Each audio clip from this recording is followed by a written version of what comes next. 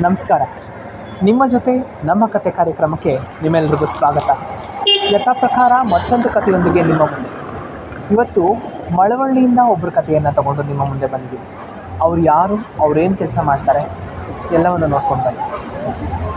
ನಮಸ್ಕಾರ. ನಿಮ್ಮ ಹೆಸರು? ಸಿದ್ದಯ್ಯ. ನೀವು ಯಾವ ಊರು? ಮಳವಳ್ಳಿ. ನಿಮ್ಮ ಊರ ಅಥವಾ ಕಲ್ಯಾಣಿ ಕೊಪ್ಪಲು ನಿಮ್ಮೂರು? ಸಿದ್ದಯ್ಯ ಅವರೇ, ನೀವು ಬೆಂಗಳೂರಿಗೆ ಬಂದು ಎಷ್ಟು ವರ್ಷ ಆಯಿತು? ನಾವು ಒಂದು 20 ವರ್ಷ ಆಯಿತಾ? 20 ವರ್ಷದಿಂದ ಏನೇನು ಮಾಡಿದ್ದೀರಾ ನೀವು ಲೈಫಲ್ಲಿ ಕೆಲಸ? ಎಲ್ಲ ತರಕಾರಿ ವ್ಯಾಪಾರ ಮಾಡ್ತೀವಿ. ಆಯುರ್ವೇದ, ಕಾಲ ಆಪರೇಷನ್ ಆಯಿತು. ಹಾಂ, ಈಗ ಈ ಕೆಲಸ ಶುರು ಮಾಡ್ತೀವಿ. ಕಾಲ್ ಆಪ್ರೇಷನ್ ಅಂದರೆ ಏನಾದರೂ ಆಕ್ಸಿಡೆಂಟ್ ಆ ಥರ ಏನಾದರೂ ಆಯಿತಾ? ಇದು ಅವ್ರು ಊರಲ್ಲೇ ಮೊದಲು ಕಟ್ಬಿಟ್ಟು.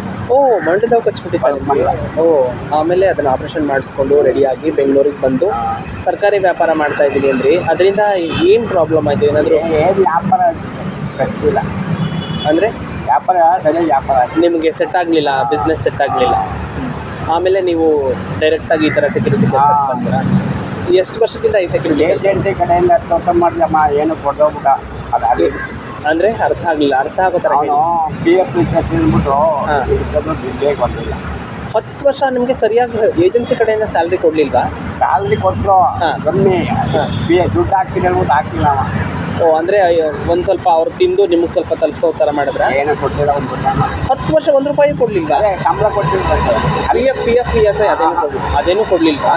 ನೀವು ಏನಾದರೂ ಕಂಪ್ಲೇಂಟ್ ಮಾಡಿದ್ರೆ? ಕಂಪ್ಲೇಂಟ್ ಮಾಡಿ ಎಲ್ಲ ಪಟ್ಟಿ ಎಲ್ಲ ಕೊಟ್ಟಿದ್ವಿ. ಅಲ್ಲಿ ಬಂದಿಲ್ಲ. ಅಂದರೆ ಬರೋ ಥರ ಇದೆಯಾ? ಏನಾಗಲ್ಲ. ಹಾಗಾದ್ರೆ ನೀವು ಅದನ್ನು ಅದು ಒಂದು ಸಿದ್ಧ ಅಂತಲ್ಲ, ಒಂದು ಸಿದ್ದಪ್ಪ ಅಂತಲ್ಲ. ಓ, ಹೆಸರು. ಓಕೆ. ಈಗ ಏಜೆನ್ಸಿ ಕಡೆಯಿಂದ ನಿಮಗೆ ಸರಿಯಾಗಿ ನಿಮಗೆ ಬರೋಂಥ PF ಯಾವುದು ಬರ್ತಾ ಇಲ್ಲ ಅಂತ ಹೇಳಿದ್ರೆ? ಅವರು ಇಲ್ಲ. ಆಮೇಲೆ ಇವಾಗ ಇಲ್ಲಿ ಏಜೆನ್ಸಿ ಕಡೆಯಿಂದ ಬಿಟ್ಟು ಎಷ್ಟು ವರ್ಷ ಆಯಿತು ಈ ಸಲ ಕೆಲಸ ಮಾಡಿ? 400 ಹತ್ರ ಮಾಡಿ 4 ವರ್ಷ. ಇವ್ರೇನು ತೊಂದರೆ ಕೊಟ್ಟಿಲ್ಲ. ಇದು ಏಜೆನ್ಸಿ ಅಲ್ಲ, ಈ ಓನಾಗಿ ಅವರೇ ನಿಮಗೆ ಡೈರೆಕ್ಟಾಗಿ ಸ್ಯಾಲ್ರಿ ಕೊಡುವಂಥ ಕೆಲಸ.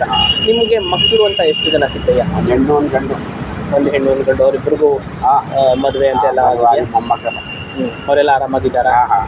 ನಿಮ್ಮ ಊರಲ್ಲಿ ನೀವು ಬೆಂಗಳೂರಿಗೆ ಬರೋಕ್ಕೆ ಮುಂಚೆ ನೀವು ಊರಲ್ಲಿ ಏನು ಮಾಡ್ತಾಯಿದ್ರಿ?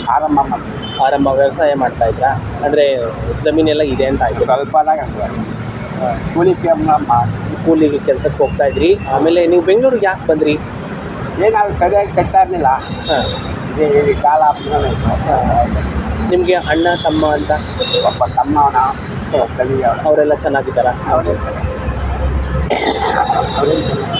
ನಿಮಗೆ ವಯಸ್ಸೆಷ್ಟು ಸಿದ್ದಯ್ಯ? 61 ಆಗಿದೆ. 61 ವರ್ಷನಾ? ಓಕೆ. ನೀವು ಡೈಲಿ ಬೆಳಗ್ಗೆ ಎದ್ದ ತಕ್ಷಣ ಅಂದರೆ ನಿಮ್ಮ ಡೈಲಿ ಲೈಫ್ ಹೆಂಗಿರುತ್ತೆ?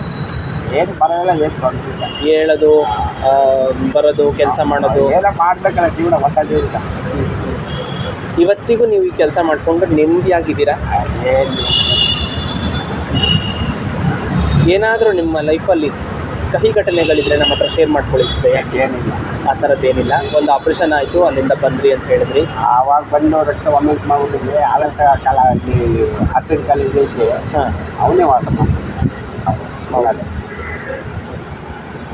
ಹಾಗಾಗಿ ನಿಮ್ಮ ಬದುಕು ಈ ಥರ ಒಂದು ಏಜೆನ್ಸಿ ಕಡೆಯಿಂದ ಎಲ್ಲ ಸ್ವಲ್ಪ ಮೋಸ ಆಯಿತು ಅನ್ನೋದು ಬಿಟ್ಟರೆ ಪರವಾಗಿಲ್ಲ. ಇನ್ಯಾವುದೇ ರೀತಿ ತೊಂದರೆ ಇಲ್ಲ.